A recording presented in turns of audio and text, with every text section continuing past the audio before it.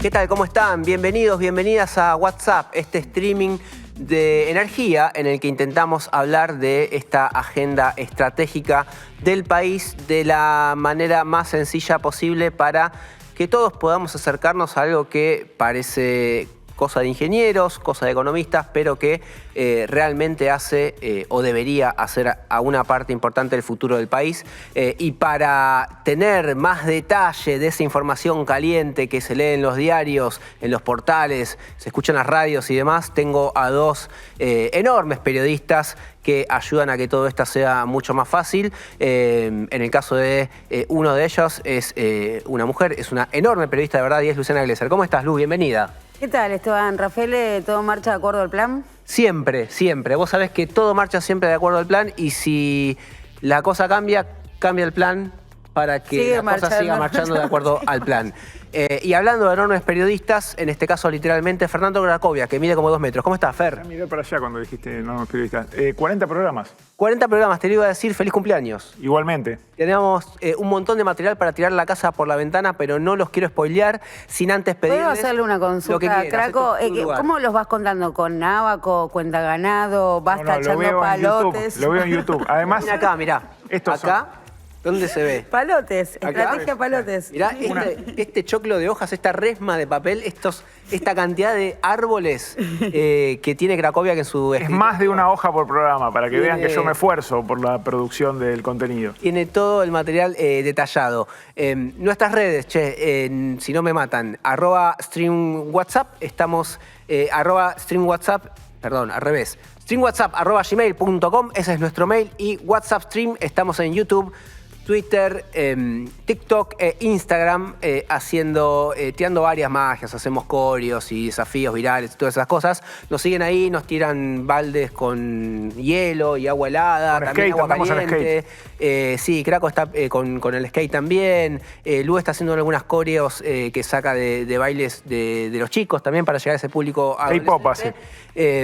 Y hacemos un montón de cosas más. Yo te enseño a invertir.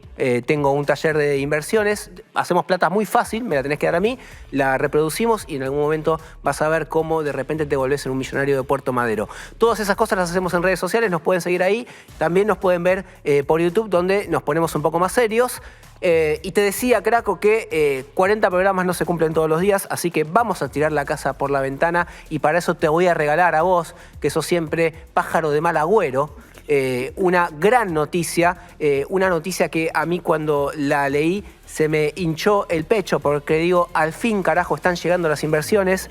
15.000 millones de dólares en un megaproyecto de cobre.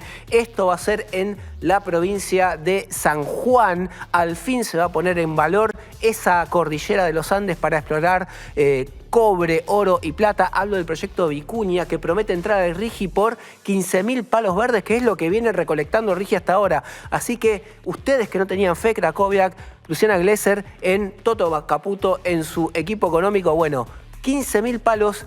Lo quiero escuchar ahora, porque está mucho de boquilla diciendo, no, todo verso, todo humo, 15.000 palitos. A ver, te voy a decir una cosa. La empresa no confirmó ese monto. En San Juan, cuando le preguntaron al CEO de Vicuña cuál era el monto que iban a invertir, dijo, no les puedo adelantar esa información. De pronto apareció el secretario de Energía de San Juan y dijo 5 minutos después, y entre 12.000 y 15.000 millones de dólares. Y después, a partir de eso, a lo que se subió gran parte del periodismo, porque estamos necesitados de algún anuncio positivo, es como que queremos creer, independientemente de que sustentabilidad tenga la inversión y demás, queremos creer. Le fueron después a preguntar de nuevo los periodistas al CEO de Vicuña y dijo, no voy a desmentir al secretario de Energía de San Juan, pero no les puedo confirmar cuál es el monto. A mí ahí eso me suena confirmación. Bueno, eso interpretaron todos y algunos dijeron, no solo son 15.000, sino 17.000. Por tal, si vamos a tirar fruta, tiremos la completa, digamos 20.000. ¿Cuántas veces titularon ustedes la inversión más grande de la historia de la Argentina?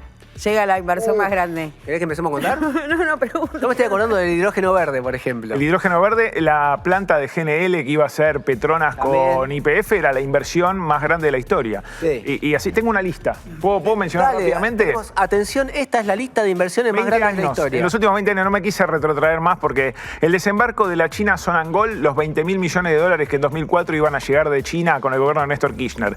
El complejo hidroeléctrico Los Blancos en Mendoza, otros 1.000 palos. El gran gasoducto del sur con Chávez en 2005, 4.000 millones de dólares. La central eólica Gastre en Chubut, 2.350 millones de dólares. La central hidroeléctrica Chihuido, donde los rusos iban a financiar 1.500 millones de dólares en 2014. Atucha 3 y Atucha 4. Solo Atucha 4 durante el gobierno de Alberto, 8.000 millones de dólares iban a llegar. El tren a Vaca Muerta por el programa PPP durante el gobierno de Macri. Después el tren a Vaca Muerta durante el gobierno de Alberto, donde dijo que iban a poner 784 millones. El proyecto de la minera Potasio Río Colorado, 5.900 millones. La mina de cobre Agua Rica, la de Glencore y Yamana Gold, 3.100 millones. El proyecto Navidad de Pan American Silver en 2020, 1.300 millones. Ahí hay que decir que los ambientalistas, entre comillas, prendieron fuego a la casa de gobierno, ¿no? Eso desincentivó un poco la inversión. Después, la planta de producción de hidrógeno verde en 2021, 8.400 millones de dólares. Y la línea de alta tensión AMBA, que también le iba a poner la guita a los chinos, 1.100 millones de dólares en 2022. ¿Cuánto se puso de todo eso? ¿Cuánto? Nada. No, nada, todo humo. ¿Todavía? Nada se hizo de todo ¿todavía? Esto. Todavía, bueno, sí, en el futuro se puede hacer. Confiamos. Bueno, nunca perdemos la esperanza nosotros. 15.000 o 17.000 o 12.000 más. Ahora hay que sumar los 15.000 millones que van a llegar, que si vos lees todos los anuncios vinculados al cobre, pareciera que Argentina es una potencia en la producción de cobre. Argentina no produce 1 gramo de cobre. O sea, en realidad produce muy marginalmente, pero digo, de esos grandes proyectos nada está en producción, ni siquiera está construida la mina. Lo cual, acá lo venimos diciendo también, Chile con la misma cordillera produce una bestialidad de cobre y nosotros no tenemos nada, algo hay que hacer con eso. La minería no llega al 1% del PBI en Argentina. Bueno. Toda, no la de cobre, toda la minería. ¿Ni siquiera con estos anuncios? Con estos anuncios la va a superar, sí, potencialmente puede producir mucho más. Bueno, tenemos un montón de cobre, acá lo ven, lo tengo al lado de mis tortillas del perro Conan, está todo acá junto. Es para decir, y en esta habitación en la que estás, ¿está el cobre junto con vos? ¿Viste ese meme?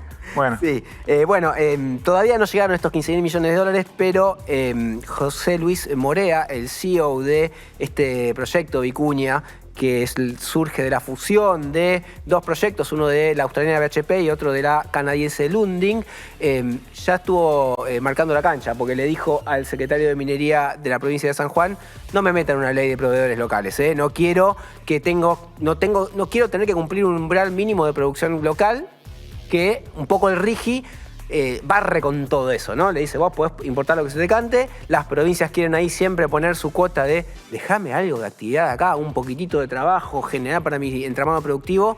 Bueno, para mí esa pelea fue la noticia de lo que pasó en San Juan. ¿Vos más que 15.000 millones? Los 15.000 millones ojalá lleguen. ¿Vos de hecho, entonces no me pongan ninguna ley de proveedores. De hecho, BHP invirtió, cuando se asoció al proyecto Vicuña, invirtió el año pasado un monto significativo y yo confío en que ese proyecto en algún momento se pueda llegar a realizar. No estoy diciendo que no se va a realizar nunca. Lo que digo es que tenemos que bajar un poco las expectativas y no subirnos a cualquier colectivo que pase, porque la experiencia nos indica que no es el mejor camino. Me parece muy interesante rescatar el planteo del CEO, ¿no?, quien lleva adelante el proyecto, sobre no me limiten con una obligatoriedad de cumplir con proveedores locales, porque esto se repite a lo largo y a lo ancho de todas las cadenas de valor, ¿no? Sí. Y el argumento ahí es, me están limitando la competencia, ¿no? Esto de la libre competencia, digo, para ponerlo y también para ir entendiendo lo más finito cuando hablan, ¿no?, de competir, es abrir básicamente a que se integren cadenas de valor por fuera, ¿no?, del territorio nacional. Es así. También es cierto que todo el entramado productivo de la minería de litio en el norte del país, en el noroeste del país, cada provincia armó su propia política de proveedores locales, ¿sí? De sumar industria local, incluso a expensas de otras provincias, porque también ahí hay una puja de, ¿sabes qué? No me traigas cosas de Córdoba, hacerlas acá, en San Juan, en Jujuy, en donde fuere, pero no me lo traigas de otra provincia. Bueno, esa es una puja que se da vinculada a la minería. De todas maneras, cuando hablamos de cadena de valor también hay que distinguir elaboración de tecnología, diseño, sí, claro, que de lo que es indumentario catering, ¿no? Catering. Porque también a veces te dicen, no, estoy cumpliendo con la cuota aparte, y lo que haces es darles de morfar y vestirlos cuando estamos capacitados tecnológicamente para dar soluciones con mucho mayor valor agregado. Estás quitándole importancia al catering, que para mí es muy importante. Yo hace mucho que no lo veo. Bueno, ¿viste? Ahí está. Por gente como vos, el país está como está. Otro anuncio importante de esta semana, esto acaba de tener una confirmación oficial, YPF se va a hacer con los activos que vende Total Energies en Vaca Muerta. Total Energies, una de las principales productoras de gas del país, con mucha producción offshore y convencional, tenía ahí una quintita, ¿no? En Vaca Muerta, una huertita. Cuando vio que Exxon le vendía a Pluspetrol su propia quintita en una cantidad de plata impresionante, 1.500 palos fueron. Sí, más o menos. Dijo, bueno, capaz vendo yo también. Y finalmente se concreta la venta. YPF compra una porción de ese terreno en $500 millones según se anunció, lo cual a mí me da de nuevo a pensar que son cada vez más las multinacionales que dicen nos vimos y los grupos locales, YPF, Tecpetrol, Pluspetrol, Pampa, y probablemente me estoy olvidando PAE, los grupos locales que dicen yo compro. Igual una aclaración, Total se fue de ahí del norte de Vaca Muerta, no claro. Se fue de Argentina, sino del proyecto Fénix en la cuenca austral. ¿Con qué operación se quede? Me parece que esto también es una muestra del clima de época que se vive en el sector o dónde está el potencial, porque fíjate que la francesa abandona Vaca Muerta, pero se queda con la explotación en plataforma continental, sí, offshore, ¿no? Plataforma oceánica. Sí, que también es su expertise, ¿no? Total no hace shale. Tiene shale, no tiene el yacimiento de shale, creo que tiene, bueno, no sé si Guyana no tiene no convencional, ahí estoy confundida si Guyana, pero lo que está haciendo es priorizar, en todo caso, lo que ya es producción concreta en Guyana, que voy a decir también, ¿no? Porque cuando dicen el argumento de la seguridad jurídica, que se van porque no hay seguridad jurídica, bueno, habría que ver en términos relativos cuánta mayor seguridad jurídica tienen las Guyanas. También en Brasil, por el catering. También están apostando fuerte por Brasil, por el presal. Sí, ahí bueno. Javier Rielo había dicho que venían invirtiendo muy fuerte por año, unos $1.000 y pico de millones de dólares. De hecho, hubo esta semana novedades muy positivas, ¿no? En un resultado también ahí en Presal que aumenta considerablemente las reservas.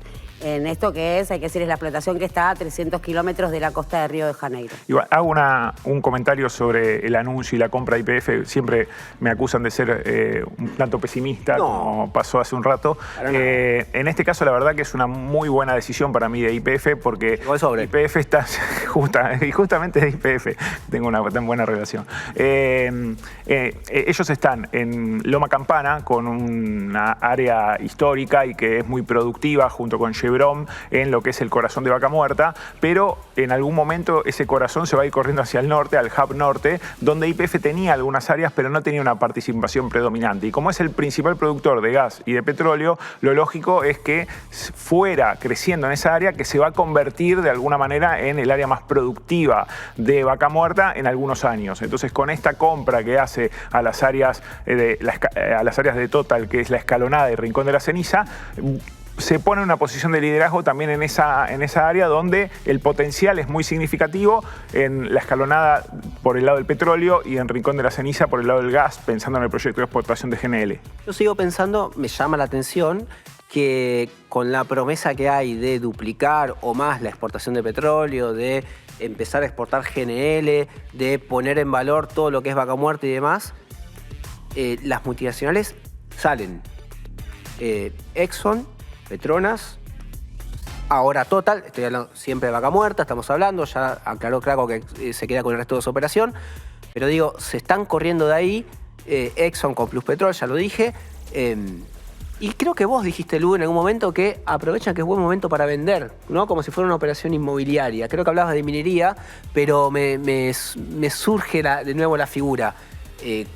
Esto ahora vale mucha más plata de lo que valía hace unos años y los tipos dicen, bueno, por ahí puedo sacar una renta por esto y concentrar operación en otro lugar del mundo, Guyana, Brasil, lo que fuere, pero no es Argentina y no es Vaca Muerta, lo cual también es un tema que a mí me llama la atención. No tengo una...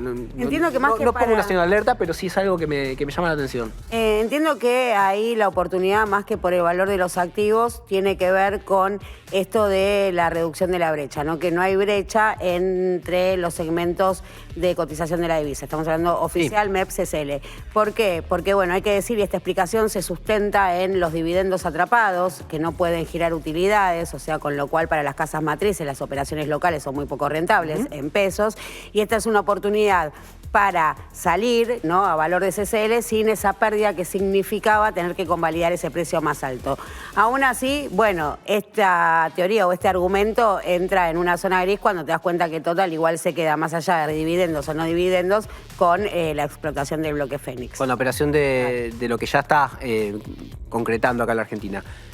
Vamos a poner un punto por ahora, vamos a respirar un poquito, vamos a escuchar a Diego Golombek con una de sus queridas cápsulas. En este caso nos trae una historia que nos va a llevar en el tiempo a la antigua Grecia, donde un filósofo griego con un trozo de ámbar y un humilde trapo empezó la aventura de la humanidad con la electricidad. Hablamos de Tales de Mileto y el misterioso poder del ámbar. Hoy te voy a contar cómo un antiguo filósofo griego hizo lo que podría considerarse el primer experimento eléctrico de la historia, mucho antes de que unos tales Edison o Tesla hicieran algo para aparecer en los libros de física. Tanto antes que ni los cables se habían inventado. Sean bienvenidos al mundo de Tales de Mileto. Allá lejos, por el siglo VI a.C., y sin poder buscar respuestas en Internet, la ciencia era una mezcla intrigante de magia y filosofía. En esta época vivía Tales de Mileto, una de las primeras leyendas en eso de intentar explicar el mundo con algo más que mitos. Por ejemplo, buscando una explicación racional para la vida en la Tierra, fue el primero en decir que la Tierra flota sobre el agua y por lo tanto consideró que el origen de la vida venía de ahí. Tales fue famoso por sus ideas innovadoras y por mirar con curiosidad todo lo que lo rodeaba. Así fue como se fascinó con un fenómeno bastante extraño. Cuenta la historia que un día, quizás después de una jornada filosófica en la que intentó además calcular la distancia entre las estrellas, Tales agarró un trozo de ámbar y lo frotó con un trapo de lana. Lo que ocurrió después merecía una explicación. El ámbar, cargado de una misteriosa energía, comenzó a atraer pequeñas partículas del suelo como plumas e hilos de su ropa. La electricidad estática había hecho su primera aparición. Hoy sabemos que esto sucede porque el ámbar, al igual que otros materiales orgánicos, puede acumular carga eléctrica al ser frotado con otros materiales. En aquel momento siguió siendo un misterio, pero sembró la semilla de un fenómeno que más tarde otros científicos seguirían investigando. Este sencillo experimento fue el precursor del estudio de la electricidad. Y adivinen cómo se llamaba al ámbar en griego. Sí, señores, se llamaba electrón. Este nombre es el origen de la palabra electrones y electricidad. Tales de Mileto demostró que el descubrimiento científico puede comenzar con las herramientas más simples. Su observación del ámbar y el trapo no solamente electrificó pequeñas partículas, también encendió la chispa de la curiosidad humana, una chispa que aún hoy continúa encendida en nuestro deseo de entender lo desconocido. Recordemos entonces que a veces lo que comienza como un curioso accidente puede llevarnos a iluminar el mundo entero. Tales nos dejó un gran legado, la oportunidad de experimentar, descubrir y maravillarnos con el mundo que está al alcance de la mano. El experimento de Tales también se puede hacer frotando un poco el pelo, pero esa yo te la debo.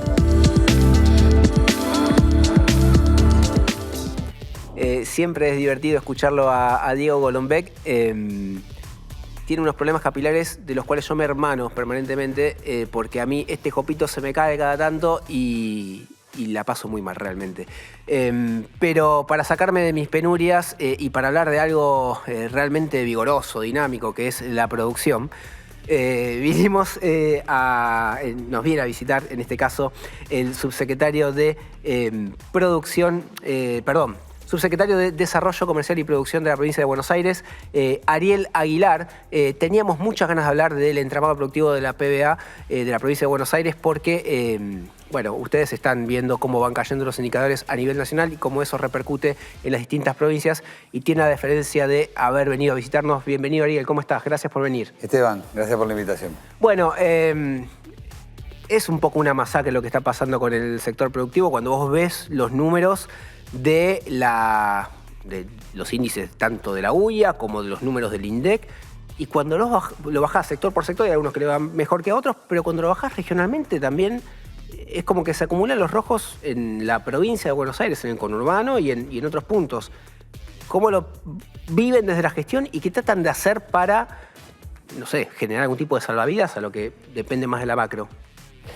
Son un montón de temas, porque además nosotros tenemos contacto permanente con las empresas, con los sectores productivos, Axel, Augusto Costa.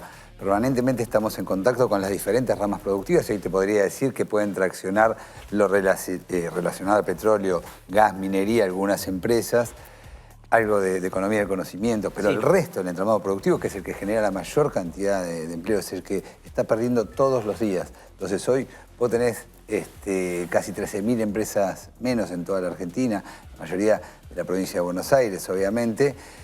Y claro que el panorama es complicado porque encima estamos en un contexto de caída de consumo, de apertura de importaciones, de suba de todos los costos para producir, de tarifas y demás. En ese escenario está la pyme argentina y ahí está la provincia sosteniendo algunos de los programas que podemos sostener, ¿no? Líneas de créditos como Provincia en Marcha o como Impulso al Comercio o líneas para emprendedores.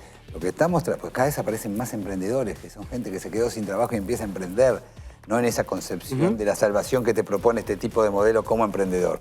Cuando en definitiva para nosotros un emprendedor es alguien que empieza y mañana puede ser una pyme que genere arraigo, inclusión. Bueno, este es el escenario que hoy tenemos y sostenemos los programas que podemos sostener con este recorte brutal que nos hizo Milei, ¿no? Había algo que veíamos la semana pasada en redes sociales que publicó el ministro de Economía, Pablo López, el ministro de la provincia, vinculado a la producción de hidrocarburos en la provincia, en la refinación de petróleo, digamos. Y él daba, a ver si lo tenemos ahí en pantalla, daba números tanto de gasoil como de nafta sobre lo que es el primer semestre de 2025, en el cual uno hubiera esperado ya un rebote de la economía después de lo que fue la crisis de 2024. Y ahí tenés que en el primer semestre de 2025 la producción de gasoil común en la provincia de Buenos Aires cayó un 12,3% contra 2023, pero tampoco es que recuperó contra el primer semestre del 24. Ustedes ven ahí los índices, 2,58 millones de metros cúbicos primer semestre del 24, 2,51 primer semestre del 25, es decir, no recuperó ni siquiera el nivel del año pasado. Y con nafta super pasó algo similar. La caída es un poco menor, pero caída al fin. ¿Cómo impacta eso en los números de la provincia? Porque esto se produce para todo el país, digamos. La provincia es... hablamos de Vaca Muerta, hablamos de los yacimientos convencionales, pero las refinerías están acá en la provincia. A ver, claramente impacta en todos los sectores igual, este tipo de sectores todavía no tienen... esta caída que vos ves del consumo de los combustibles y demás, es básicamente caída de la producción, del traslado, de un montón de cosas que sufren el resto de las industrias. Entonces es un reflejo de lo que pasa en todos los sectores productivos, no es puntualmente que impacta en ese, no. Esto sucede en todos los sectores productivos y nos está pasando en esto de que cada vez hay menos pedidos, cada vez hay más situaciones de despido, cada vez todas las semanas tenemos reuniones con diferentes empresas del Ministerio de Trabajo, cosa que no nos pasaba hasta 2023. Un día de nuestra semana con Mariela Benvi, la subsede de Industria, estamos en un Ministerio de Trabajo, en alguna delegación, viendo cómo hacemos para sostener algunos puestos de trabajo. Entonces, esta caída que vos mostrás de lo que es combustibles y producción y demás, tiene que ver con cómo tracciona la industria. Y está traccionando de esta manera, ¿no? Esta caída de la producción que manifiesta muchos de los sectores de 20, 25% en algunos casos. Es una locura, impacta de esta manera, ¿no? ¿Gleser? No, te quiero preguntar cómo es la relación con los empresarios o qué tipo de demandas, ¿no? Si ellos entienden que tienen una problemática vinculada, ¿no?, a las políticas nacionales o si el reclamo directamente es a la provincia y más precisamente en los municipios también, como sea esta discusión. En los municipios y en la provincia es el primer escalón. Mira, yo me acuerdo de una discusión, es una anécdota que tuve que apenas asumimos, cuando asume Milei, nos llama un empresario de una cámara conocida, presidente de cámara, y me dice, queremos una reunión con el gobernador porque... Digo, ¿pero para qué es una reunión con el gobernador? Más allá de hacerla como lo hacemos con todos los sectores, para plantearle esto de la caída de la obra pública del gobierno nacional. Digo, pero vos le tenés que pedir una reunión a Milei. Si vamos a buscar que siempre el gobierno de la provincia solucione, no, hoy podemos tener paliativos, los tenemos, tratamos de sostener.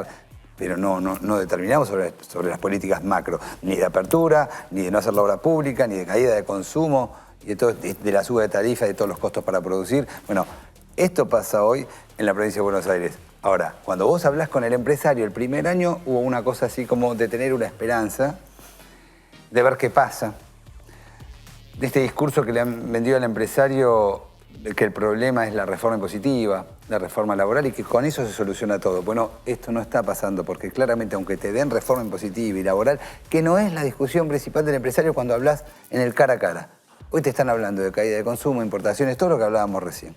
Entonces, pero bueno, hoy ya hay un empresariado bastante importante que empieza a alejarse de esa creencia de esta hibridez de que, bueno, de alguna manera le va a ir bien, hay que esperar. No, si a Milei le va bien, al empresariado pyme argentino le va a ir mal. Definitivamente es así, porque llevan adelante un plan. En el 76 empezaron lo que fue el primer industricidio, en los 90, con Macri. Bueno, esta es la consolidación. Axel le llama el exterminio de la industria. No es un error, es un plan, es una decisión política válida, ganó las elecciones, pero tiene un plan y no incluye a las empresas pymes, claramente. Y más allá de este diagnóstico que venís haciendo, de las cuestiones, digamos, defensivas, como haces cuidados paliativos, para decirlo de alguna manera, estratégicamente, ¿qué es lo que mira hoy la provincia como para desarrollar vinculado a una agenda energética donde el recurso está en Vaca Muerta o el recurso está en la cordillera, la provincia tiene el puerto, si querés, va a tener que competir con otros puertos también, aunque tenga Bahía Blanca y Rosales, pero el recurso primario está lejos, digamos. Mira, está bien la pregunta que nos haces, porque en este contexto lo que nosotros estamos hablando de un gobernador, de un ministro absolutamente productivista, ¿no? Que entiende que la salida de este país es con más industria, con más redistribución, con todo lo que genera un país productivo. Y en ese sentido, y a pesar de todo, estamos acompañando a los sectores que sí traccionan, petróleo, gas, minería. Estamos trabajando con clústeres en Berazategui, con Mariela Bembi, decía la subsecretaria, en Berazategui, en Varela, en Morón, clúster de empresas. Porque ¿cuál es el punto de discusión? Y acá, esto sí es una discusión política y de modelo de país, si querés.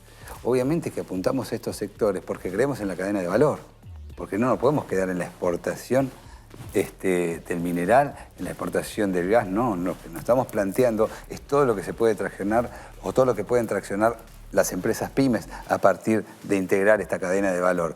O exportamos el commodity o le agregamos valor, y en ese sentido es la ley de inversiones de la provincia de Buenos Aires que se estuvo trabajando este tiempo y que tiene que ver con esto, con fomentar básicamente el agregado de valor y de proveedores en la cadena de valor, esta cadena de valor. ¿Y qué resultados empiezan a ver de esa ley de inversiones que vino después de RIGI y que...? No, justamente recién se está empezando a reglamentar, porque fue una ley en la cual, que tiene diferentes escalones de descuentos impositivos por parte de la provincia. Y fíjate cuál es la diferencia, ¿no? El RIGI arranca en inversiones de 200 millones de dólares y esta ley provincial a partir de los 5 millones de dólares. Pero esto está claro porque nosotros pensamos a las pymes integradas y las incluimos en estas cadenas que vemos que están traccionando. Y por eso los clústeres y por eso esta ley, porque entendemos que el crecimiento tiene que darse de esa manera. Bueno, esto empieza a pasar hoy en la provincia. Nosotros consideramos que los únicos que hacen inversiones reales, vos hablabas recién de los 15.000 millones, de una empresa un poco risueño, las situaciones y en los años en que se va a dar y demás. Bueno, los empresarios bonaerenses invierten todo el tiempo, sostienen a las empresas y ahí está la provincia acompañándolas, sobre todo estos sectores que traccionan todavía, ¿no? Y para adelante, digo, por un lado vos tenés esta ley de fomento de inversiones a partir de los 5 millones de dólares, por otro lado tenés un diagnóstico en el cual la actividad no tracciona. ¿Cómo conjugás esas dos cosas para adelante, digamos? ¿Para dónde va la ley de inversiones? ¿Dónde ven que puede haber algún tipo de desarrollo? ¿Y cómo se hace con los que van quedando rezagados? No, entendé. Primero que para Axel Kicillof todas las industrias son importantes. No hay industrias que son sensibles o que no son importantes. No nos planteamos esto de que se tengan que reconvertir y hacerse importadoras o competir en condiciones que no son iguales a otras empresas de Medio Oriente, sobre todo y demás. Digo, todas las industrias son importantes. Estos sectores, digo, yo entiendo que esta ley que hablábamos recién, va a traccionar sobre todo a sectores ligados a lo que es minería, gas, petróleo. Ahora, nosotros tenemos que buscar la manera... ¿En la provincia también? Perdón. La ley provincial, quiero decir. Sí, es la ley provincial. Nosotros entendemos y por eso te decía que estamos apuntando a los clústeres de estos sectores en diferentes municipios, agrupando a las empresas que pueden ser proveedoras de estos sectores, pero ahí traccionan. El gran desafío es ver, pero no dejan de ser paliativos, cómo sostenemos el resto, al calzado, al textil, al juguete, a la marroquinería, a las curtiembres, a los ópticos, a un montón de sectores que están golpeados. Ya te digo, por importaciones, pero porque es un plan. Porque eliminar los valores criterios es un plan, porque sacar todas las normas técnicas es un plan, porque bajar las medidas antidumping tiene un objetivo. Y el objetivo es reducir esta industria y generar este ejército de desocupados que te va a generar y te va a poder bajar los salarios. Hay un plan atrás de todo. Si nosotros no entendemos eso, el empresario no va a entender que no es parte de este proyecto, no es una cuestión de ojalá le vaya bien, le va a ir mal.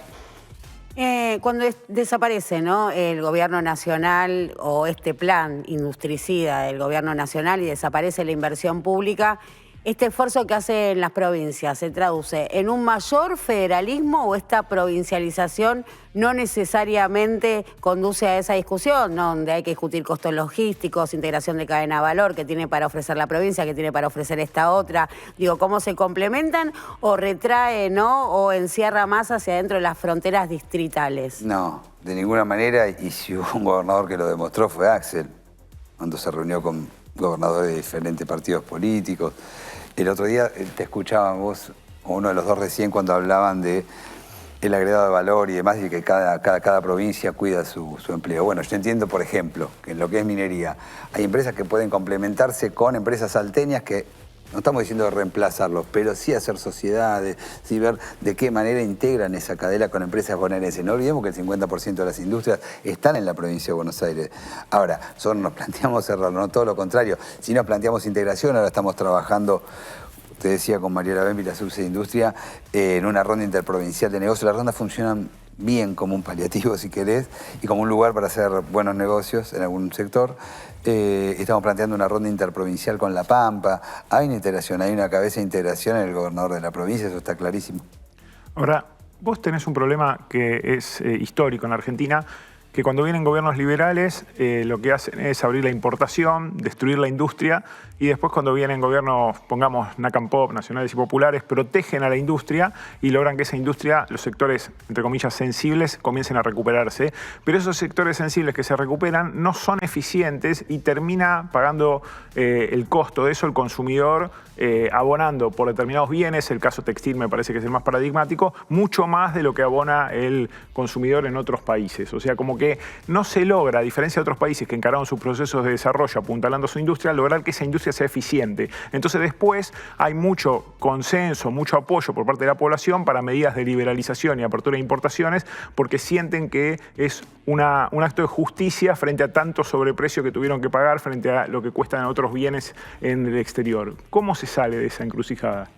Fernando, gracias, no me largo, pero gracias por la pregunta, porque ese es el desafío. Y quizás es el debe de nuestro gobierno anterior de la discusión que no nos dimos. Vamos a tener que discutir en un futuro si tenemos que seguir haciendo zapatillas deportivas o tendremos que hacer borseguíes, que el cuero lo tenemos acá y discutimos cadena de valor acá. Y a lo mejor tengas que importarla. Digo, la tenemos que dar la discusión. La realidad es que tenemos que sostener la industria del calzado. Esto es lo fundamental. Ahora, que hay que darse una discusión industrial, sin duda. Respecto a la otra parte que vos decías, y yo te invito a ver los valores, si bajaron los valores de la ropa, de cuánto vale un jean, de cuánto, nombraste el textil, cuánto vale un pullover, cuánto vale una campera. Digo, no bajaron los precios. Y los precios no bajaron, porque el gran problema que tenemos en la Argentina es la cadena de comercialización. Esto es real, no es un informe de proteger, digo, la cámara que agrupa. Sí, sí. A las textiles, sí. A la textil, no es solo un informe de ellos cuando hacen informe de la remera, de cuánto implica, no. Hay toda una estructura en la comercialización bancaria, de alquileres, que la tenemos que... ¿Por qué no baja si tenemos muchísimo más importado? Hoy el textil dice que está un 120% arriba de importado y los precios no bajaron de la ropa, porque no bajaron. Digo, vos podés decir, bueno, aumentaron menos. Algo bajaron, pero porque también están contra las cuerdas. Pero lo que estoy hablando es que el problema entonces vos lo tenés en la cadena de comercialización, una discusión que en la Argentina no se da nunca. Lo que es la estructura de shopping, lo que es la estructura... ¿Podés discutir la cuestión positiva? Por supuesto que nos tenemos que dar esta discusión como espacio nacional y popular, como decís vos, ¿está claro? Y nos podemos dar una discusión, si querés laboral, fantástico. Pero la tienen que hacer los sindicatos y la tienen que hacer las cámaras, porque si no te la impone el liberalismo y te impone este desastre que una reforma laboral hace que se te achique todo el mercado interno. Entonces no es que no se puede discutir una reforma, la tienen que discutir la Cámara, la tienen que discutir los sindicatos y estructuralmente sí tenemos que discutir qué nos conviene fabricar. Lo que no podemos discutir en que en Argentina, en la provincia de Buenos Aires, se tiene que seguir fabricando porque si no, no tiene salida este país. Ariel, muchas gracias por haber venido hasta acá y por tu tiempo. Muchísimas gracias a ustedes. Nosotros seguimos en WhatsApp y mirá cómo cambiamos radicalmente el ángulo de la información porque nos vamos a ir a la conferencia de AmCham, una conferencia vinculada al sector energético a la que fue como estrella invitada Luciana Glesser. Sí, muy bienvenida fui en el foro de los empresarios. Me imagino, sí. Muy bien recibida. Pero, ¿qué te llevaste de la...? Dije que no había visto a Catherine y me había encontrado con Catherine ayer. Qué Mirá, injusta con que Catherine estuve, Fulop. sí, Le mandamos un beso. Qué injusta que estuve con Catherine. ¿Qué te llevaste, breve, para introducir el tema, qué te llevaste de haber conversado con la cantidad de ejecutivos que habrá ido a la AmCham ayer? Una enorme sensación de vacío, Rafael. De vacío el corte vacío, cárnico, vacío en tu bolsillo, vacío en el futuro del país. Y la nada. ¿Vos no viste La historia sin fin? Sí, claro. Bueno, la nada. Tenía esa fisonomía, el monstruo. Pero ¿qué es lo que te llevó a tener esa sensación tan angustiante? Lo cierto es que hay un cambio de clima muy notorio de ayer a hoy. Digo, en los últimos encuentros, la expectativa puesta en estos 30.000 millones de dólares que iba a aportar la cuenca patagónica en exportaciones básicamente de petróleo, hay que decirlo porque la producción de gas viene cayendo. Y ayer, bueno, todas las expectativas moderadas, ¿no? Respecto a lo que es Vaca Muerta. O sea, pero pará, el sector que era uno de los más entusiastas con el gobierno de Javier Milei, de repente empieza a decir... Ya era. Se pincha. Pinchó, ya era, no da a perforar, entonces si no da a perforar, ¿qué vamos a hacer? Sacar todo lo que hay lo más rápido posible y conseguir cómo lo evacuamos. Esa ha sido la introducción de un tema que continúa con este informe que preparamos para ustedes y después seguimos hablando de las perspectivas empresariales del sector energético.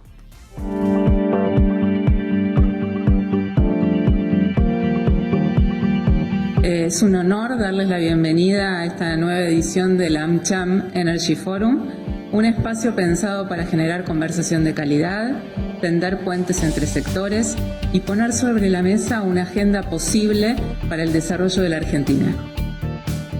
Bueno, importante, ¿no? Un sector estratégico como es el energético en el país siendo discutido y sobre todo la relevancia de la provincia de Mendoza.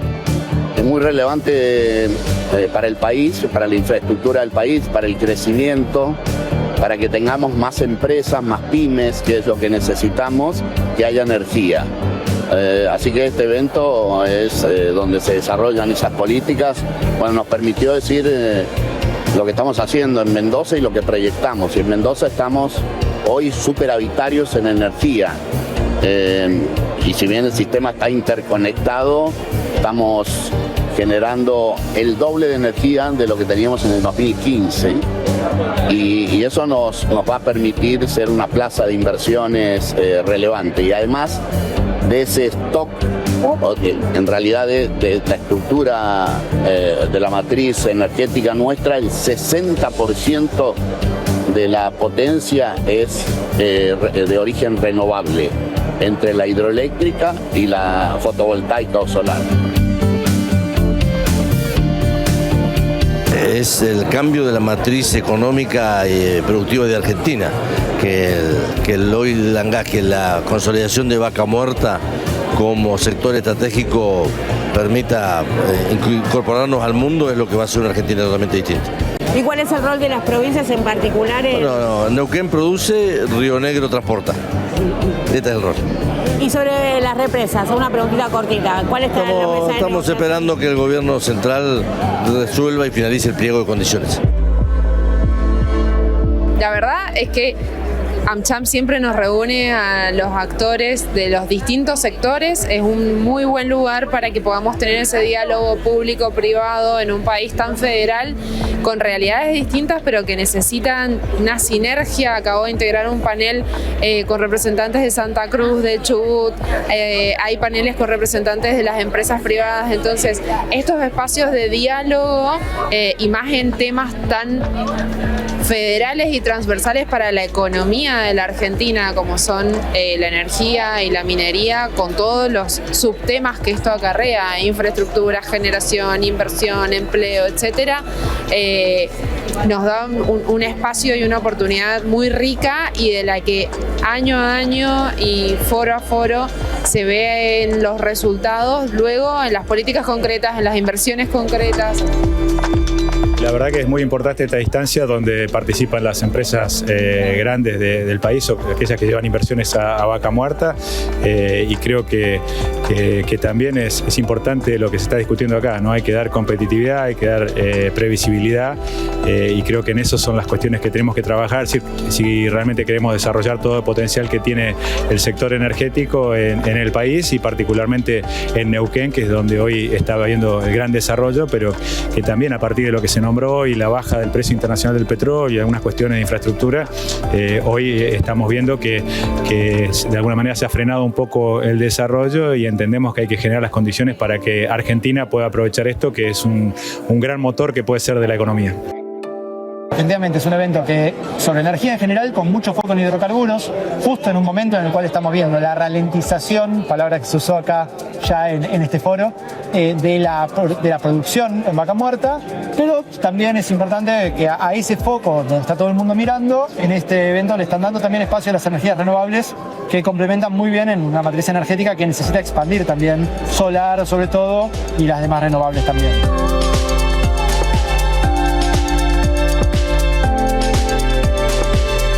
Esto es algo de lo que pasó en el Foro de Energía de AmCham, la Cámara de Comercio de los Estados Unidos en Argentina. Como el nombre de la Cámara lo indica, van todos ahí porque quieren mojar de esa cuchara, quieren verter ahí, llevarse un pedacito del pastel que es cada vez más chico. Pero pasó algo, Abel Dresser, si me ayudás. No, quería marcar una sola cosita que tienen estos encuentros. Marque. Que es esto que ponen sobre la mesa, la sinergia entre sector público y sector privado, ¿no? Es un denominador común, ¿no? Vimos algunos, vimos gobernadores, estaban ahí, habló Cornejo. Sí, sinergia me llevo la mano al bolsillo. Eso, ¿no? Eso que traducen como sinergia en esta poca expertise que acredito. No hay sinergia, siempre hay uno de los dos intereses que subordina al otro, ¿no? O el sector público disciplinando al sector privado y un sector privado llorando regulaciones, o como en este caso, un sector público que directamente está puesto al servicio o es empleado de esos intereses. Sí.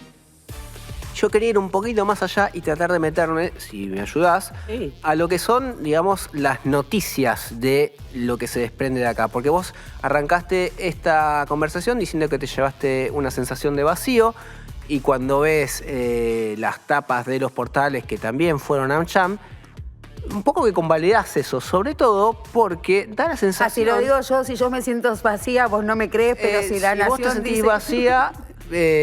yo desconfío, pero si lo leo en el diario de Fernán Sayer, hace bien, hace bien. Por supuesto que ahí la cosa cambia. No, pero hablando en serio, lo que coincidieron las crónicas fue esta cosa de, che, ¿por qué está cayendo la producción en Vaca Muerta en los últimos meses? ¿No era que esto era que no paraba más? Algo que repite Horacio Marín, por ejemplo, el presidente de YPF. Ya casi como consigna, ¿no? No ha sustentado números, digo, no tan... Pero ¿qué es lo que te llevaste? ¿Por qué para? ¿Qué es lo que está pasando ahí? Ellos lo que explican es que esto se da a partir de una combinación de caída de precio internacional con costos altos de producción. Sin embargo, cuando uno va a ver, ¿no?, el sendero que muestran los analistas o los que proyectan los números del precio del barril, más allá de que venimos de una reciente anuncio de aumento de producción de la OPEP, que son el cártel de países petroleros, lo cual hace al precio más bajo. Bajar un poquito el precio. Sin embargo, las proyecciones te dan un barril 60, 70, ahí, en la zona del 60. Un poco más bajo de lo que había hasta el año pasado, que era 80. Sí, exactamente, veníamos de precios relativamente muy buenos para la industria, incluso con 60, digo, hemos charlado con varios de estos empresarios y nos han dicho, para nosotros sigue siendo negocio, un 60. Pero a mí me llama la atención que 60, 65... es un precio del que venimos hablando hace meses acá. Exactamente, con lo cual eso pone, o por lo menos le da un matiz, ¿no?, a esta explicación. Entonces vamos a costos, tenemos los costos muy altos. Y después cuando preguntas concretamente cuál es el diferencial de costos con Permian, que es la cuenca más competitiva en términos de producción de shale en Estados Unidos, o sea, más competitiva, o sea, la más eficiente, la diferencia es del 20%. Digo, no es una diferencia como, por ejemplo, la que marcaba Craco con los textiles, ¿no? Claro. Digo, para hacer un parámetro, digo, en términos de estructura de costos. Ok. Hablando de eso, y ahora seguimos, escuchémoslo a Daniel González, el secretario coordinador de Energía, creo que ese es el nombre de su cargo, la persona que puso ahí Toto Caputo para hablar con el sector energético, que fue AmCham, y le bajó también un poquito la espuma a las exportaciones de petróleo y gas para este año. Teníamos una expectativa de un aumento de ese superávit este año porque hay más producción de petróleo y gas, sobre todo de petróleo, que es lo que se exporta, pero los precios han bajado. Hace un año el precio de petróleo era $80. Hoy están 68 y las perspectivas para adelante, cuando vos hablas con los consultores, te hablan de 60. Algunos dicen 65, otros llegan a hablar de 55 el año que viene, ¿no? Entonces yo creo que balanza comercial este año va a estar en línea con el año pasado, quizás 10% arriba. Balanza comercial de este año, entonces, con suerte, 10% arriba de lo del año pasado, cuando se esperaba ascensor, ¿sí? Todos los años exportando mucho más que el previo. Igual es importante algo que aclara Daniel González, que lo que está cayendo en Vaca Muerta es la actividad, no la producción todavía. O sea, eso, vieron que él dice, porque se está produciendo más. La producción creció en julio en Vaca Muerta. ¿Por qué? Se produce más con menos actividad. Y porque la actividad significa, por ejemplo, la perforación de pozos, las fracturas hidráulicas. Vos haces menos fracturas hoy y vas a tener menos producción mañana. Pero como, por ejemplo, mayo fue récord de fracturas hidráulicas, ese beneficio lo empezás a notar en los meses siguientes con mayor producción. ¿Por qué está habiendo menos fracturas si se está produciendo un montón? A ver, hay menos fracturas respecto de mayo. Cayó, por ejemplo, en junio respecto de mayo y cayó en julio un 9% respecto de junio y en el acumulado respecto de mayo cayó 30%. Las fracturas cayeron con respecto a mayo, o sea, julio, mayo, 30%. Pero si vos mirás me parece un montón. Sí, es un montón. Pero si vos mirás el interanual, con respecto al año pasado, están creciendo las fracturas. ¿Se entiende? Todavía hay más fracturas que hace un año. Sí, todavía hay más fracturas. Cuando comparás los meses de 2024 del primer semestre con los meses de 2025 del primer semestre, las fracturas crecen. Pero hay una desaceleración en los últimos meses muy significativa. Y las causas, por un lado, lo que decía Lu, el tema de acusan una sube significativa de los costos en dólares. Y yo te sumo dos factores que también son relevantes. La falta de financiamiento. YPF obtuvo $2.000 millones para el Vaca Muerta Sur, pero secó la plaza, básicamente. No hay más para financiar otros tantos proyectos que se necesitan, no solo grandes proyectos, sino también inversiones en la cuenca. Y después, además de la falta de inversiones, hay una caja de las petroleras cada vez más recortada. Si uno mira los balances, el líquido que tienen para invertir se va achicando de algún modo. ¿Por qué? En parte porque no tienen financiamiento para de algún modo sumar mayor liquidez. Entonces ahí efectivamente tienen un problema. Ellos dicen que es coyuntural, que lo pueden revertir a medida que se vayan concretando algunas obras, por ejemplo el oleoducto que va a evacuar la producción de petróleo hacia Río Negro. ¿De qué manera, si supuestamente ese oleoducto es la promesa para que ahora... Me quiero subir al ring, Perdón, quiero pelearme con Craco. Pregunta. Vamos, no puedo, me quiero pelear con Craco. Ahora te doy el pase, pero mi duda es... No te escuché bien. Me quiero pelear con vos, Craco. No, a vos sí te escuché. No lo escuché a él. Ya te vas a pelear. No puedo tranquilizarme ahora, me lo puedo tranquilizar. Quiero que me aclares esto. Sí. Supuestamente el oleoducto es la promesa para exportar más, que es lo que debería hacer, que ahora fractures, amigo. Bueno, lo que pasa es que el oleoducto, ¿cuándo se va a terminar? Se dice 2027, va a estar la primera etapa concluida, fin de 2026, 2027. O sea, esperamos a que eso esté listo. Y si vos hoy empezás a fracturar, ya no es que dentro de un año y medio vas a tener el resultado de eso. Primero, para poner blanco sobre negro, fractura significa inversión. Entonces, tenemos mayor producción con la plata que ya pusieron. Esto que decíamos, sacamos todo lo más rápido posible y esto se exporta, por eso la evacuación y los proyectos de caños para petróleo, ¿no? Para poder sacar esto que se está produciendo, se frenan las inversiones, y esto es un dato. Respecto a esto, bueno, esto... Ahí no nos peleamos. Empresas, Ahí no nos estamos peleando. No, ahí no nos estamos peleando. Vamos a dar las explicaciones. ¿Por qué? Digo, esto que dicen las empresas, combinación precio y costos, se va domando a poquito. Lo pusimos en duda porque vimos sendero de evolución de precios y hablamos de los costos, y acá hay otra forma de contar. La Vaca Muerta se desarrolla con YPF como punta de lanza a partir de su estatización, es otra de las historias posibles, a partir de un acuerdo con Chevron, donde se hunde mucho capital. Sí. YPF es la gran inversora de la cuenca neuquina, con lo cual ahí se arma toda la... financia YPF la curva de aprendizaje, es lo más caro arrancar un proyecto, siempre es más caro, entonces YPF lo arranca, se suben todas detrás y ahora hay que volver a hacer una inversión grande justamente para subir otro escalón más. YPF en esto es punta de lanza, básicamente en esto de la evacuación. Digo, saquemos lo que hay ya, que es el Vaca Muerta Sur, que efectivamente sí consiguió financiamiento y es un financiamiento muy importante, o sea que financiamiento hay y la que pone la jeta es YPF para evacuar, no para fracturar. Con lo cual volvemos a la teoría y nos llevamos lo que ya pusimos lo más rápido y encima también lo financia YPF. Y después sobre las cajas, que Craco decía no hay más caja, hay emitido en obligaciones negociables de las empresas energéticas, que son las que explican la mayor cantidad de deuda que se emitió del sector corporativo en el último año, por 13.000 millones de dólares, y básicamente esto es para reestructuraciones financieras y no para seguir fracturando, con lo cual dólares para el sector por lo pronto parece haber. A ver, respecto de la inversión, efectivamente yo destaqué lo que es el oleoducto de Vaca Muerta porque ahí sí YPF consiguió esos 2.000 millones de dólares. Eso está fuera de discusión, además porque es una noticia oficial, digo. Pero lo que digo es que no hay para financiar los cerca de 7.000 millones de dólares, supongamos, en los 3 o 4 proyectos que andan dando vuelta, entre los cuales hay un gasoducto dedicado, también hay otros emprendimientos que por ahora no se están empezando a concretar, pese a que son muy rentables, y no se están concretando porque no hay tanto, de alguna manera, financista dando vuelta, dispuesto a poner esa plata que Vaca Muerta necesita y que en principio sería un gran negocio. Que se quede con la última palabra, estoy dispuesta que se quede con la última palabra. Porque es hombre. Acá los hombres tienen las últimas palabras. No, pero que sabe más, digo, esto de que sabe más. Bueno, también sabe más. Vos fijate quién tiene razón, pero porque es hombre, sabe más porque es hombre. Pero más allá de eso, quería sumar a esta discusión al director ejecutivo del Grupo Argentino de Proveedores Petroleros, Leandro Bruxic. ¿Está bien? Perdón, discúlpeme. Está bien. ¿Qué team sos? ¿Craco o Gleser? Bienvenido, Leonardo. Con apellido Craco. Pero, no, me parecía bienvenido a WhatsApp, gracias por la invitación, perdón por la desprolijidad de sumarte así de golpe, pero como estamos hablando de si cae o no cae la fractura o la producción futura, y parte de esa producción futura también está vinculada al laburo que tengan los proveedores petroleros, me resultaba interesante tener ahora tu mirada de cómo están viendo esto, esta paréntesis en la actividad, no sé cómo llamarlo.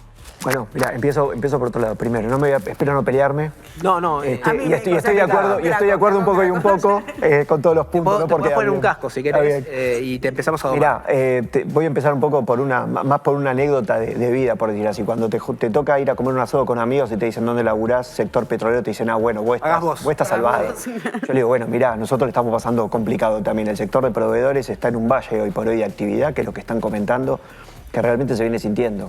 Digo, la actividad tiene muchas, como que se conjugan dos escenarios, ¿no? Uno de expectativa muy fuerte de cosas que van a pasar, cosas muy interesantes y que estamos esperando que pasan rápido, pero estamos esperando que se lancen. Hoy hay un valle, digo, para el tramado industrial nacional hay dos segmentos, digo, los que vienen con alguna dureza de otros mercados y arriman al petróleo y a la minería para ver qué hacemos acá. Y ellos ven algo de pasto verde, solemos decir. Los que estamos en ese valle hace tiempo vemos que el pasto está cortito. Entonces, bueno, es un mercado que va a generar la oportunidad y un vector de desarrollo. Ahí yo después, si quieren, charlamos de valor agregado nacional y esas cosas, no para meternos de lleno, pero también, a ver, ahí hace falta una ecuación. Pero sí es un momento de restricción, digo, y hay que administrarlo, digamos, ¿no? Entiendo que las empresas operadoras están administrando financieramente la situación. De hecho, el año pasado varios operadores empezaron a estirar los cadenas de pago. y uno no sabe si es real, si es contagio, si es estrategia, pero cuando uno empieza a tirar la cadena de pago, automáticamente las otras lo empiezan a hacer. Ahora lo que pasó con la reestructuración de Aconcagua, también empiezan ruidos de que otra empresa seguiría con lo mismo. Entonces, bueno, y el segmento de proveedores queda un poco a la merced de esas decisiones y con una capacidad de respuesta financiera mucho menor, digamos, ¿no? Así que a veces termina siendo impactada fuertemente por estas decisiones corporativas que uno las comprende, pero el concepto de cadena de valor a veces debería mirar un poquito más integralmente. ¿A qué obedecen estas cuestiones que venís contando? Estirar las cadenas de pagos, bueno, lo que venía contando Glesser y Cracos respecto de cómo se va pinchando la inversión. Cuando vos contás la película del último año y medio, desde que Javier Milei implementa la paridad de precio de exportación del petróleo, es decir, que paguemos puertas adentro lo mismo que sale exportarlo, desde ese momento para esta parte fueron todas buenas noticias en materia de política económica para el sector. Para las grandes, por supuesto. Esto después debería impactar en el resto de la cadena, pero digamos, hubo una intención deliberada de favorecer lo más que se pueda la exportación de petróleo y gas. Sí. ¿Y en qué momento llegamos para que eso de repente se pinche? Yo creo que tiene que ver un poco con especulación, digamos, ¿no? Es una industria que especula bastante, aunque parezca mentira. En el momento donde subió Macri y las empresas bajaron 30 equipos en 2 meses, cuando uno presumía que iba a ser distinto, digamos, que el mercado, entre comillas, iba a responder de otra manera, en lugar de acelerar, restringieron para volver para volver a negociar o rediscutir algunas cosas. Y acá es un mix, creo, entre el momento que comentaba acá recién Fernando respecto a las inversiones que comentaba Luciano. Digamos, ¿no? Componedor, sí. Es un poco eso, creo yo. Hay que poner mucha plata para aumentar una producción incremental a lo que ya está, pero también tenés posibilidad de tener mayor rentabilidad por lo que ya estás produciendo con las condiciones que vos mencionabas. Entonces creo que estamos en el medio de esas dos situaciones. De lo que está pasando, exprimirlo para tener la mayor rentabilidad posible de ese escenario. Y también no nos olvidemos de que esta es una industria que actúa en condiciones financieras que están reinantes en el país, digamos, ¿no? Con lo cual yo no tengo la certeza, digo, pero hubo muchas, y no solamente la industria petrolera, muchas industrias el año pasado tomaron opciones de mejores estrategias financieras, estirar pagos para ponerlos en instrumentos financieros y demorar un poco y tener alguna rentabilidad adicional sobre eso. Hoy se conoció que PECOM, que tiene una estructura, ¿no?, que volvió al sector energético a partir del desprendimiento de YPF de los pozos convencionales, que tiene una estructura particular porque es la primer petrolera low cost y así se autodefine a sí misma. Se conoció la noticia de que debe 10.000 millones de pesos a la cadena de proveedores. Bueno, ¿es justamente para esto, para ponerla a Sarcarri? O sea, ¿están jugando con el laburo de ustedes para poner la guita a Sarcarri? Bueno, yo no me animaría a denunciarlo de esa manera. Para seguir siendo proveedor, no me animaría a denunciarlo de esa manera. Pero ellos también son proveedores de alguna manera. Están reformulándose, veremos dónde termina, pero están en ese camino. Sí, yo creo que también esa es otra discusión un poco distinta que tiene que ver con la reconfiguración del mercado convencional, digamos, ¿no? Yo creo que para los proveedores, volviendo a la pregunta que vos hacías inicialmente, tenemos dos situaciones. La expectativa por Vaca Muerta hasta que arranque y por otro lado de cómo se soluciona la polinómica, por decir así, del mercado de convencionales, digamos, ¿no? Ahora la semana pasada YPF salió de vuelta a poner nuevas áreas en nuevas concesiones a la venta y la verdad que no está resuelta, no se ve un horizonte de cómo se va a resolver. Es un mercado que se tiene que volver a formar, digamos. ¿Dónde les pega a ustedes todos estos cambios? Y que hay un freno de inversiones fundamental, digo, por cualquier empresa que quiso hacer caja para poder acceder a esos campos, dejó de pagar y son todas empresas que están tomando los campos, monitoreándolos, analizándolos y viendo qué compromiso de inversión y cuál va su propia ecuación, digo, ¿no? No nos olvidemos que hay una diferencia de tamaño muy importante y que con cierta lógica el overhead que tenía YPF por operar esos yacimientos era muy grande. Es como si te compras un local con una franquicia o sin franquicia, digamos, ¿no? ¿En qué situación están hoy, con este contexto que describís, los proveedores petroleros, de la industria petrolera que forman parte de la Cámara? Vos comenzabas la charla hablando de cuando vos en un asado contás que te dedicas al mundo del petróleo, básicamente dicen, bueno, ¿qué hacemos acá? Vamos a Roldán y paga vos. Sí, bueno, pasa un poco por ahí, son expectativas, pero como te decía, hoy estamos en un valle muy fuerte de la actividad y lo que está pasando así, a veces no se escucha tanto la voz de lo que pasa en la cadena, pero empezamos a ver justo en estas semanas, un poco lo que venían comentando de lo que comentaban de AmCham y demás, de cosas que se hablaron en minería esta semana en el seminario de cobre. alguna disputa salarial que hubo de sindicatos que se dio los últimos 10 días en Neuquén. Bueno, también empezamos a ver los despidos. Bueno, esas cosas se están viendo, digo, y eso también ya le impactó a la cadena anteriormente, como te digo. Y hay dos mercados. Uno es la reconfiguración de los convencionales, que esto impactó fuertemente, ya viene impactando desde, te diría, desde fin del año pasado. Cuando el ingreso de las nuevas firmas a los pozos que es claro, IPF. Sí, hasta que ingresan, evalúan qué tienen, reconfiguran sus operaciones, analizan en concreto qué es lo que tienen. También los permisos se demoraron en muchos casos. Bueno, lo que lleva generalmente es que una empresa llegue y diga, no gasto un mango hasta que vea qué tengo, cuánto produzco y demás. Bueno, todas esas inversiones que quizás YPF, por ser una empresa más grande, las tenía como más aceitadas en planes de mantenimiento, de reinversión y demás, estas empresas no lo están haciendo, con cierta lógica, pero eso a vos te pone, como segmento de proveedores, te desaparece casi el 50% del mercado. Y el otro 50% del mercado, que es Vaca Muerta, está en un valle hasta que despegue con esto de, bueno, mientras avance Vaca Muerta Sur, los proyectos de Oldelval, y bueno, y vuelva a retomar el nivel. Lo que él comentaba de la baja de fracturas, también lo vemos en baja de equipo de perforación, que de un año a la fecha bajaron un 20% también. Entonces, bueno, todo eso lleva un momento de reorientar un poco y de setear nuevas estrategias y análisis del mercado, de ver cómo pasamos el invierno y a esta altura algunos dicen que el verano, digamos, ¿no? En el sector hay más competencia de importados también, de proveedores del exterior. Bueno, eso estamos esperando a ver qué es lo que pasa. Se ve ahora, hay como una animosidad de coquetear con lo importado.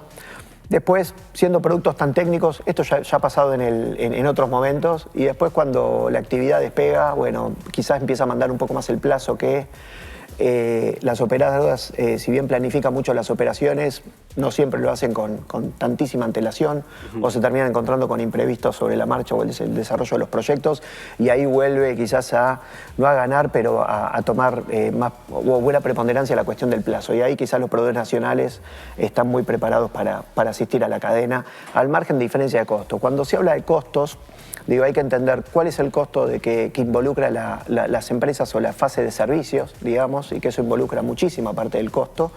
Y otra que es la de materiales. En el desarrollo de un yacimiento, sumando los caños y todo lo que nosotros le decimos cariñosamente ferretería, que es todo lo demás que adorna un pozo, por decir así, en la construcción de un pozo, es menos del 10% del costo de la producción. Con lo cual, la mitad se lo llevan los caños de Tenar y la otra mitad se lo lleva todo el resto de tramado. En nuestro caso somos 250 proveedores, pero el tramado nacional del primer anillo son un poquito más de 1.500, 1.600 empresas. Así que piensa que todo el volumen de inversión, del 5% de inversión, va a 1.500 empresas que están en todo el país. Entonces, a veces hace falta un diálogo un poquito más amplio de entender, bueno, el concepto de cadena de valor hasta dónde es y cuál es el costo real. Digo, porque si vos sacás una diferencia de importación de un importado, vamos a tirar un número cualquiera, 20%, 15% en un producto, si eso lo trasladas que es al 5% del proyecto, ¿tiene impacto real en el desarrollo? Bueno, sí, impacto tiene, porque en términos de números realmente es un número, pero no cambia el proyecto en sí. Pero te vuelve también por externalidades si vos contratás un proveedor local que un proveedor de afuera, porque el proveedor local emplea gente del lugar, gasta en el lugar, digo, tiene otra multiplicación de la economía. Sí. Totalmente. Claro, pero imagínate que ese costo también puede ser, se absorbe, digo, que es un costo que se absorbe. Un sector orientado a exportar, la verdad que las externalidades internas importan menos, porque no tiene que después colocar su materia en el mercado interno, va todo para afuera. No, y también no te olvides de que el tema de la importación también te genera erogación de divisas, digamos, ¿no? Que es quizás el quid de la cuestión nacional desde que somos nación. Claro, es más caro, pero se paga en pesos, el otro se paga en dólares. Eso también no es un dato no menor. Leonardo, muchas gracias por tu tiempo, por haber venido. Que estén muy bien, gracias por invitarme. Nos estamos quedando sin programa. Nos queda todavía la pelea pendiente entre Fernando Krakowiak y Luciana Glesser. Tengo acá cascos. No había terminado ya. Lo vamos a usar de otra manera. Ahora, bueno, al final arrugar los dos, ¿viste cómo son? No, yo creo que Krakow es sin dudas el ganador de la discusión. Por hombre. Por Esta cosa de tirar. Por su poderío. Es el poderío, ¿viste cómo es el poderío? No necesariamente gana quien tiene razón, sino quien porta los fierros. Me gusta ese argumento. Me da la razón sin dármela, ¿viste? Está bien, es... bueno, saldada entonces una estrategia la discusión. Felicidades Fernando Krakowiak por el triunfo. Glesser... la derrota siempre. Siempre la derrota es un certificado. Abrazada a la derrota. gracias a ustedes por estar del otro lado, por tolerar a la perdedora de Luciana Glesser, por acompañar, por supuesto, al gran ganador que es Fernando Cracovia, y por soportarme a mí. Un caramelo, después. Bueno. Como ganador de este sector vas a tener que invitar el asado, lo estaba explicando. No gano más. Entonces. Esto es así. Gente, gracias por estar del otro lado. Síganos en las redes sociales, síganos en YouTube. Seguiremos acá hablando de la actualidad del sector energético, minero. Esperemos que con mejores noticias. Ustedes ya vieron, yo trato de traerle buenas ondas y acá me pinchan el globo. Pero bueno, es un poco lo que está pasando y no queríamos dejar de compartirlo con ustedes. Hasta la semana que viene. Nos vemos. Chau.